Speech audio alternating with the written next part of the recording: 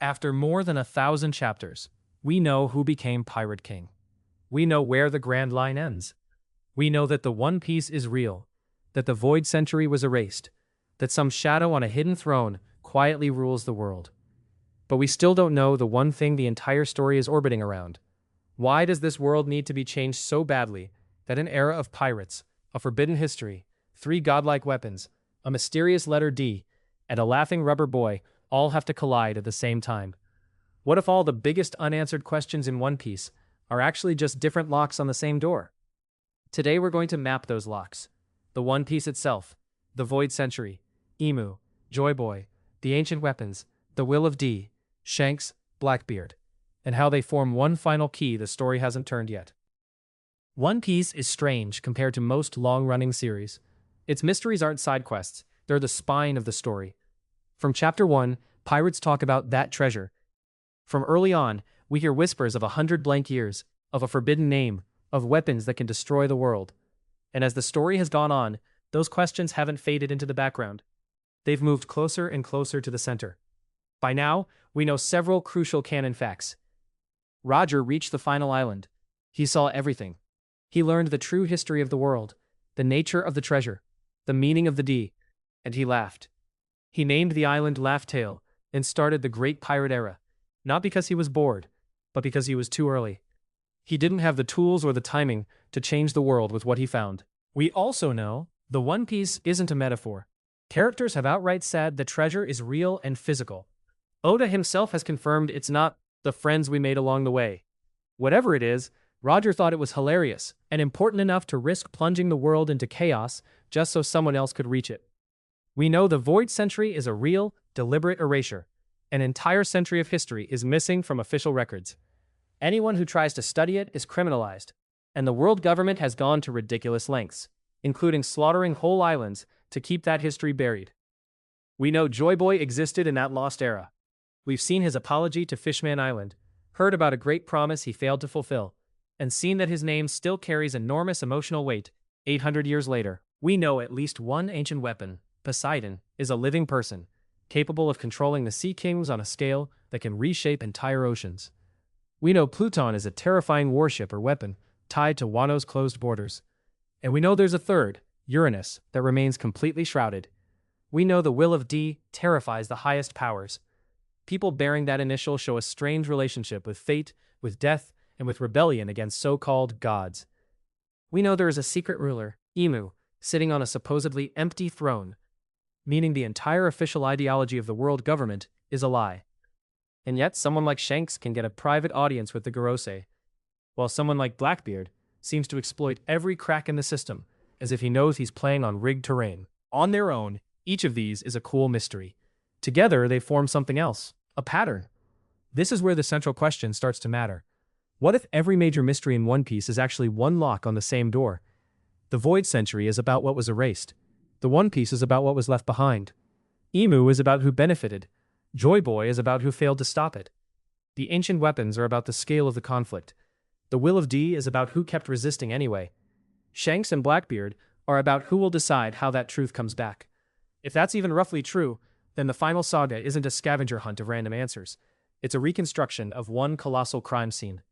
So let's start at the most obvious place, the prize waiting at the end of the world. First, it has to be physical enough to satisfy the premise of the story. You don't write 1,000 chapters about a treasure and then say, surprise, it was friendship. Oda has flatly denied that. Roger and his crew touched something. They saw something on Laugh-Tale that made them burst out laughing. Second, it has to contain or unveil the truth of the world. Because whatever Roger learned, it wasn't just gold. He found out what the world government has been hiding, understood the shape of the Void Century, and grasped what Joy Boy failed to complete. Third, it has to trigger the final conflict. When Luffy reaches it, the world can't just shrug. The treasure has to be capable of changing the power balance, exposing lies, and forcing every major player, Marines, emperors, revolutionaries, nobles, to react. A simple pile of treasure doesn't. A stone tablet with history doesn't quite either, at least not by itself. Yet we know poneglyphs exist all over the world, storing fragments of forbidden history. Laugh-Tale is presumably where those fragments are brought together. One grounded possibility is that the One Piece is the complete record and mechanism of the ancient kingdom, the final save file of a civilization that knew it was about to be wiped out. Imagine this. The ancient kingdom knew they were going to lose to a coalition that had later become the world government. So they inscribed the truth across unbreakable stones and scattered them, built a system of Sea King-guided routes, left behind weapons that could eventually level the field, and locked it all behind a final island only a truly free pirate age could reach. Laugh-Tale could be less Treasure Island and more the control room and archive of the old world. The One Piece, then, isn't just data. It's something like a master poneglyph or device that unifies the scattered history, proof that the world government's origin story is a lie, and potentially a method or tool that allows the bearer to reshape the seas and sky. That starts to sound like both a reward and a trigger. But there's another angle we have to account for: Roger's laughter. If the One Piece is just a grave record of genocide and oppression, why did he laugh? The Straw Hats laugh at absurdity, at irony, at human stubbornness. Roger, standing at the end of the world, might have seen something so cosmically ironic that he couldn't help but laugh. Maybe it's the fact that the world was shaped in such a cruel way, and yet the only people capable of restoring it be pirates, the exact kind of people the system demonizes. Maybe it's the realization that Joy Boy's failure required another Joy Boy, another rubber-bodied idiot who doesn't know how to quit, to finish the job. Or maybe Laugh-Tale literally contains a joke, a message or symbol from Joy Boy and his allies that says, if you're reading this, we lost. But if you got this far, we also kind of won. There's a tension here that matters for the rest of this roadmap. If the One Piece is just history, why did Roger laugh? If it's just treasure, why has the world government spent 800 years hiding the past? The most satisfying answer is that it's both: a tangible, world-changing legacy object that proves the truth, mocks the victors, and hands the loser's will to whoever reaches it. To understand why that truth is such a threat, we have to go back to the missing century that created the current world. The Void Century isn't just a blank space on the calendar, it's the foundation of the modern world. We know a few solid things. An ancient kingdom existed that was powerful, advanced, and ultimately destroyed. The 20 kings who defeated it formed the world government and ascended as celestial dragons. Almost all records of that conflict in that era were erased. The poneglyphs were created specifically to preserve forbidden knowledge and promises through that erasure. This isn't normal political history. It's not, we lost that archive in a fire. This is a carefully maintained silence, enforced with violence. We've seen entire islands like Ohara erased because they simply got too close to understanding the truth. That suggests the Void Century hides at least 4 connected answers. First, how the world was physically reshaped. There are constant hints that the current layout, red line, grand line, calm belts, isn't natural. Think of how Wano is literally elevated and sealed away, how Fishman Island's promised move to the surface keeps being delayed, how the world seas and the dawn are spoken of like something that can return, not something brand new. Second, the origin of the celestial dragon's divine right. They call themselves gods, yet their godhood is rooted in one military victory. Whatever they did during the Void Century, it was so morally indefensible that the aftermath had to be buried. Their legitimacy rests on hiding the actual story of how they came to power. Third, the reason advanced technology vanished. We see Vegapunk's inventions astonishing the world, yet he himself says he's only rediscovering things that once existed. We've seen relics like the ancient giant robot in Egghead, likely powered by something tied to that era. A civilization capable of building unbreakable stone data tablets and ocean-controlling systems didn't just fade away. It was deliberately crushed. Fourth, the origin of the ideological conflict, freedom versus control. Every major thematic clash in One Piece, revolutionaries versus world government, pirates versus marines, fishmen versus racism, kingdoms versus the reverie system, echoes this root tension. The Void Century is where that argument was first decided, at gunpoint, in favor of control. When you stack all of this, the Void Century stops being cool lore and becomes the crime scene the entire plot is circling.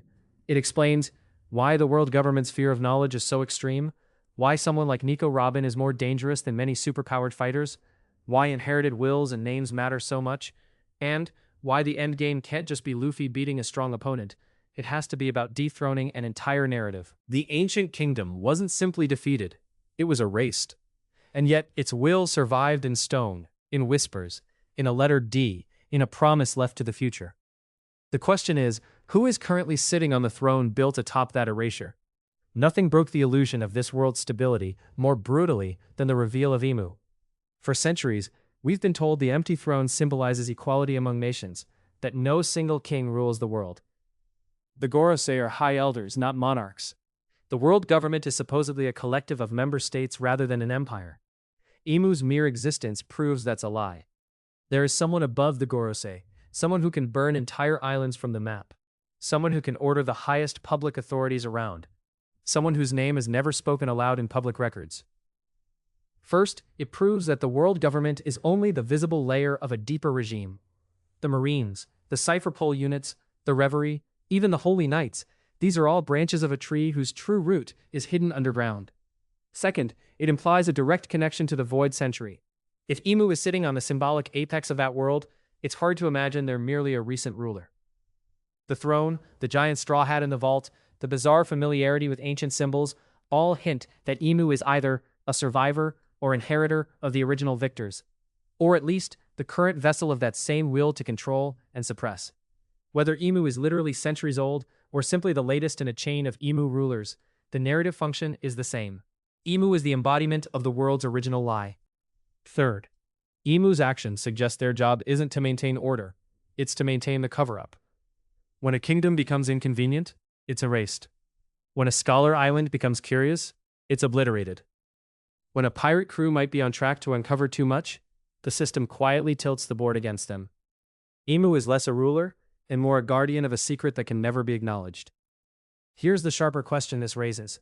If Imu has ruled from the shadows for generations, then what exactly is the world government protecting? Order? Or the truth about who they really are? From a story perspective, Imu isn't just a boss to be defeated. They're the incarnation of the unresolved past. Beating Imu without exposing the truth would be hollow. Exposing the truth without confronting Imu would be incomplete. That's why the story can't stop with "we beat the bad guy." It has to connect that victory to the promises and failures of the past, starting with the figure whose name still echoes through history, Joy Boy. Joy Boy is one of the most haunting presences in One Piece, precisely because he's mostly absent. We never see him directly in the flesh. We see an apology carved in stone, a hat in Mary Gay wise that looks suspiciously like Luffy's, legends of a figure from the dawn of the world, and modern characters reacting with awe or sorrow to the mere mention of his name. What do we actually know? Joy Boy lived during the Void Century. He made a grand promise to Fishman Island to bring them to the surface, and failed to fulfill it. That failure hurt people deeply enough that 800 years later, his apology still matters. His will, or at least his role, is heavily implied to have resurfaced in Luffy. Joy Boy, narratively, is the first great liberator, who didn't quite make it. He's the prototype for Luffy's role, a person whose existence was tied to a world-changing dream. A person whose alliances, perhaps with the ancient kingdom, with fishmen, with other races, formed a coalition against the oppressive order that became the world government. It allowed the 20 Kings system to solidify and rewrite history. It left unresolved wounds, like Fishman Island's place under the sea, and the discrimination they face. It created an emotional debt across centuries, a promise that someone else would have to keep. That's why Joy Boy is so central to the final saga, even without a full flashback yet. He turns the endgame from Luffy wants to be free into Luffy is finishing the job someone else died trying to finish. Luffy doesn't need to be a literal reincarnation for this to matter. One Piece repeatedly emphasizes inherited will over literal bloodline destiny.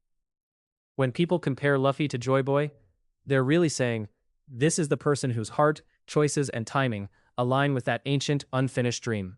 The promise to Fishman Island is a microcosm of the larger promise to the world. A world where the oppressed can live in the sun. A world where the seas aren't prisons. A world where the old hidden crime is finally acknowledged and corrected. That's why the final saga isn't just about winning a war. It's about finishing a promise the world has been waiting 800 years to see fulfilled. To fulfill that promise, though, words and dreams aren't enough. In One Piece, ideas are always backed by force. That's where the ancient weapons re-enter the picture. Ancient weapons are often talked about like ultimate superweapons, but the story keeps hinting they're more than just giant guns. we've the clearest picture of Poseidon. Poseidon isn't a machine. It's the title given to a mermaid princess born in certain generations, with the ability to command sea kings, move islands, sink fleets, control entire sea routes, and potentially remodel the ocean itself. Poseidon alone can change the balance of power on a global maritime scale. Pluton, on the other hand, is described as a battleship with terrifying destructive ability. It's tied to Alabasta's poneglyph, but we later learn the actual weapon is linked to Wano's sealed borders. When Wano opens, Pluton can be awakened or released. Pluton seems to represent raw terrestrial destruction, the ability to topple islands, fortresses, maybe even parts of the Red Line. Uranus is almost entirely unknown, but contextual clues suggest something sky or atmosphere related. There are hints of weapons or powers striking from above, of an ancient energy source used once and then hidden. If Poseidon is the sea and Pluton is the land, Uranus being the sky completes an elemental trio. Rather than 3 random nukes, the structure looks like a system. Poseidon, command of the sea and its creatures. Pluton, reshaping the land, fortresses, and barriers. Uranus, dominion over the sky, weather, or even planetary-scale phenomena. A civilization that built or harnessed all 3 could, in theory, redraw the map of the world. Now, connect this to everything we've already discussed. If the ancient kingdom once had access to these tools, or these powers aligned with its enemies, then the Void Century War wasn't just political, it was apocalyptic. The current world's weird geography, its segregated races, its extreme and unstable climates, could all be the scars of that conflict. It also reframes what the final war in One Piece is going to look like. If the ancient weapons are real and active, then the endgame won't just be pirates versus marines in a big battlefield. It'll be oceans commanded by a living Poseidon, barriers shattered or invoked by Pluton, and some yet unseen force from the sky, Uranus, either defending or breaking the old order. In other words, an ancient technological or mystical reset button waiting to be pressed. The crucial tension is this: in whose hands do these weapons end up? Liberations or dominations? That brings us straight to the people who seem destined to choose what kind of world is built on top of the ruins, those who bear the name D, and those who stand at the gates of the final conflict. The will of D has been a quiet drumbeat since early in the story, and every time it comes up, it's treated like a dangerous secret. Characters with the D initial often stand at the center of world-changing events, tend to laugh in the face of death or fate, frequently oppose gods, whether that's world nobles or other supposed higher beings, and rarely live comfortable, quiet lives. We've seen Ds in all walks: pirates, marines, revolutionaries, kings, commoners. That alone suggests it's not a simple royal bloodline. The world government's reaction is consistent. The D must be hidden or downplayed. Nico Robin was warned not to speak it carelessly.